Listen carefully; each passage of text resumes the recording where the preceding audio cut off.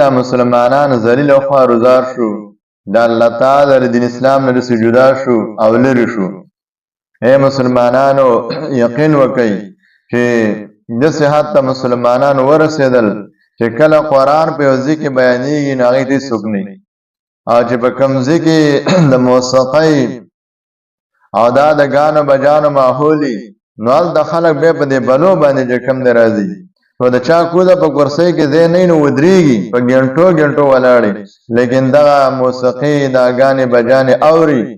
الان کې څوک چې په دنیا کې دا ګانې بجانې اوري نو قیامت کې بار دې په دې غوږونو کې ولیکلي سکه ورته ولیکي څومره غټه خبره ده او لویه خبره ده عزتمندو ځان وساتئ د سکار نه چې قیامت کې په الله ته به هغه خیرج ولاړستی او قیامت کې د غوږونو کې ولیکلي سکې درته ولیکيږي او قیامت کې د الله ذات ته مخامخ کېږي دې نه ځان وساتئ نو لہذا د ګانو بجانو په زبانه قرآن اورئ قرآن دا د روح غذا ده ګانې بجانې د روح غذا نه ده دې باره کې خو رسول الله فرمایي الغناء ينبت النفاق في القلب كما ينبت الماء الزرع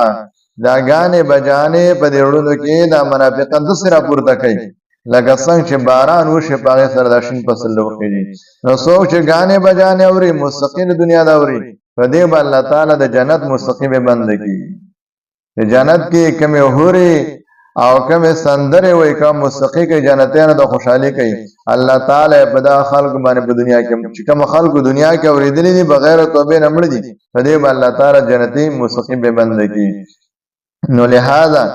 قرآن ته کښېنئ احادیثو ته کښېنئ ځان پوه کړئ په دین اسلام باندې د خدای بندګانو مسلمانانو ستاسو نه کافر هم په دین اسلام باندې ډېر ښه پوهېږي